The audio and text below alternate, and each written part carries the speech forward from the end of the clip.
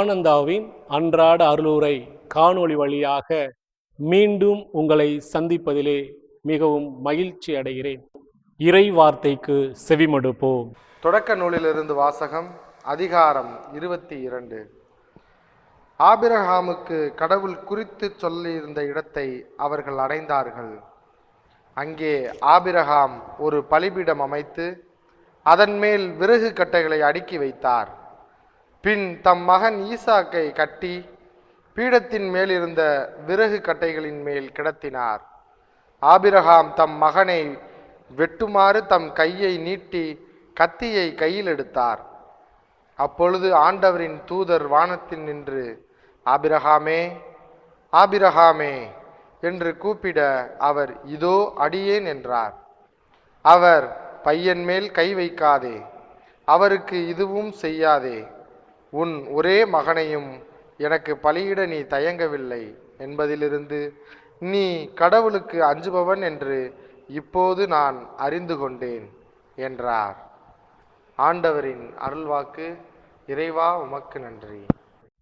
வாசிக்கப்பட்ட இறை வார்த்தையை உள்ளத்தில் இருத்தி இப்பாடல் வழியாக உணர்வோமா?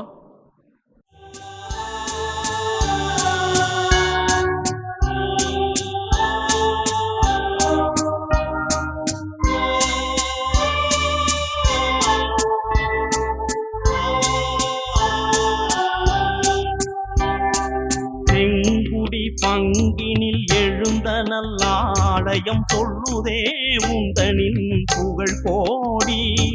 செங்குடி பங்கினில் எழுந்த நல்லாலயம் சொல்லுதே உந்தனின் புகழ் கோடி. தீமையை வென்றிட தோழராய் நின்றிடும் தூதரே உந்தனின் துதி பாடி.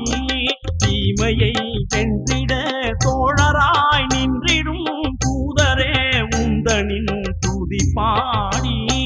புனிதரே மிக்கேலே திருச்சபை காவலரே பரமனின் தளபதியே. புனிதரே மிக்கேலே திருச்சபை காவலரே பரமனின் தளபதியே. அலகையை வென்றிடும் ஆற்றலின் உருவே அருள்வாய் புது பலமே. அலகையை வென்றிடும் ஆற்றலின் உருவே அருள்வாய் புது பலமே. அருள்வாய் புது பலமே. இறை வார்த்தையை வாசிக்க கேட்டோம், பாடல் வழியாக உணர்ந்தோம். அந்த இறை வார்த்தையின் அடிப்படையில் நாம் இப்பொழுது சிந்திப்போமா? இறையேசுவில் பிரியமான சகோதர சகோதரிகளே, புனித மிக்கேல் சம்மனசானவருக்கு விழா எடுத்து நவநாள் கொண்டாடுகின்ற இந்த நாட்களில் இன்று 4வது நாள் நவநாளை நாம் கொண்டாடுகின்றோம். இந்த நாளில் நாம் சிந்திக்க இருக்கின்ற மைய செய்தியானது, தராசினை ஏந்தி நீதியை நிலைநாட்டுபவர் நம்முடைய புனிதர் என்று சிந்திக்க இருக்கின்றோம். மத்தேயு நற்செய்தி அதிகாரம் 5 இறைவசனம் 6 நாம் வாசிக்கின்றோம், நீதியை நிலைநாட்டும் வேட்கை கொண்டோர் பேறு பெற்றோர், ஏனெனில் அவர்கள் நிறைவு பெறுவர் என்று வாசிக்கின்றோம். நீதியானது ஒரு மனிதனுக்கு நிறைவை கொடுப்பது. கடவுளுடைய சிறந்த பண்புகளில் 2 அன்பு மற்றும் நீதிதான். காரணம், அன்பு ஒரு பக்கமும் மறுபக்கம் நீதியும் இருக்கும் பொழுது அங்கே நல்ல ஒரு வாழ்வு இருக்கும் என்பதை நாம் எல்லோரும் அறிவோம். இந்த தராசை பற்றி நாம் யோசிக்கும் பொழுது அன்பானவர்களே, நீதி என்று பார்க்கும் பொழுது நம்முடைய பார்வைக்கு வருகின்ற ஒரு கருவி, ஒரு பொருள் இந்த தராசு. நீதிமன்றங்களில் நீதி தேவதை அந்த தராசை ஏந்தி நிற்பதை பார்க்கும் பொழுது இங்கே நீதியானது இருக்கிறது என்பதை நாம் அறிந்திருக்கிறோம். நீதிமன்றத்தில் மட்டுமல்ல, ஒரு காய்கறி கடையில் பார்க்கின்றோம், ஒரு கறிக்கடையில் பார்க்கின்றோம், மளிகை சாமான் பொருட்கள் விற்கின்ற அந்த கடைகளெல்லாம் பார்க்கின்றோம். அளவை சரியாக ஒரு நீதியோடு நிர்ணயித்து கொடுப்பதற்கு இந்த தராசானது பயன்படுத்தப்படுகிறது. அதே போன்றுதான் நம்முடைய புனிதரின் கையிலும் இந்த தராசானது கொடுக்கப்பட்டுள்ளது. காரணம், அவருடைய ஜெபத்தில் நாம் வாசிக்கின்றோம், இறுதி தீர்ப்பின் பொழுது கடவுளுக்கு அருகில் தராசை ஏந்தி இவர் நிற்பார் என்ற ஒரு ஜெபத்தை நாம் வாசிக்க கேட்டிருக்கிறோம். புனித மிக்கேல் சம்மனசானவர் தன்னுடைய பணிகளில் அவர் நிலைநாட்டிய நீதி என்ன? தொடக்க நூல் அதிகாரம் 22 இறைவசனம் 10-12 வரை வாசிக்கின்றோம். ஆபிரகாமுக்கு குழந்தை இல்லாத பொழுது ஆண்டவர் அவருக்கு ஒரு குழந்தையை அருளுகின்றார். அவர்தான் ஈசாக்கு என்பதை நாம் அறிவோம். அந்த ஒரே சிறுவனை பலி கொடுக்க ஆண்டவர் பணிக்கும் பொழுது இந்த ஆபிரகாம் தன்னுடைய மகனை அழைத்து கொண்டு பலி கொடுக்க செல்வார். அவ்வாறு அந்த விறகின் மீது அவரை படுக்க வைத்து கத்தியை எடுத்து அவரை விட்டு செல்லும் பொழுது விண்ணகத்திலிருந்து ஒரு தூதர் குரல் எழுப்பி இந்த ஆபிரகாமை தடுப்பதை நாம் அறிவோம். அப்படி தடுக்கப்பட்ட அந்த தூதர் யார் என்றால் மிக்கேல் சம்மனசானவர் என்று நாம் வரலாற்றிலே படிக்கின்றோம். நீதியை நிலைநாட்ட அவர் விண்ணகத்திலிருந்து குரல் கொடுக்கிறார். காரணம், இந்த ஆபிரகாம் தன்னுடைய விசுவாசத்தின் காரணமாக ஆண்டவருடைய பார்வையில் அவருக்கு குழந்தையை கொடுக்க வேண்டும் என்பது நீதியாக இருந்ததால் ஆண்டவர் இந்த ஆபிரகாமுக்கு குழந்தையை கொடுக்கிறார். ஆனால் அந்த குழந்தையை பலியிடுவது என்பது, அவருடைய உயிரை பெற்றுக்கொள்வது என்பது நீதி அல்ல என்பதை அறிந்த ஆண்டவர் மிக்கேல் சம்மனசானவரை அனுப்பி குரல் எழுப்பி அந்த பலியை அவர் அங்கே நிறுத்தி வைக்கின்றார்.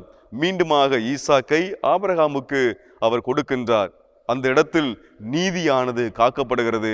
அந்த நீதியை அங்கே உறுதிப்படுத்துவதற்கு உதவியாக இருந்தவர்தான் நம்முடைய புனிதர். இது மட்டுமல்ல, எத்தனையோ சாத்தானின் சூழ்ச்சிகள் இருந்தும், தீயவர்களின் மாய கவர்ச்சிகள் இருந்தும், தீயவர்களின் செயல்பாடுகளில் இருந்தும் ஒவ்வொரு பிள்ளைகளையும் நீதியோடு காக்கின்ற, தீயோருக்கு தண்டனை கொடுப்பவராகவும் நன்மை செய்வோருக்கு பாதுகாப்பை அருள்பவராகவும் நம்முடைய புனிதர் ஆண்டவர் சார்பாக நிற்பதை நாம் எல்லோரும் அறிவோம். எனவே நம்முடைய வாழ்விலும் நம்முடைய புனிதரை போன்று ஒவ்வொரு காரியங்களிலும் நீதியை நிலைநாட்ட நாம் துணை செல்வோம்.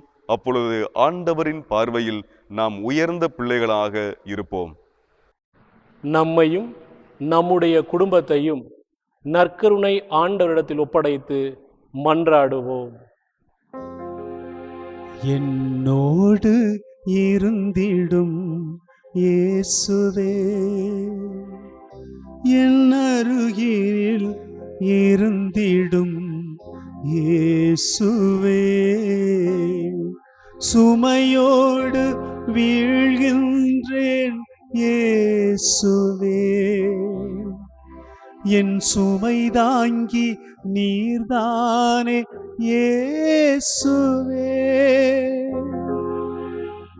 என்னோடு இருந்திடும் இயேசுவே, என் அருகினில் இருந்திடும் இயேசுவே, சுமையோடு வீழ்கின்ற இயேசுவே, என் சுமை தாங்கி நீர்தானே இயேசுவே, என்னோடு இருந்திடும் இயேசுவே, என் அருகினில் இருந்திடும் இயேசுவே.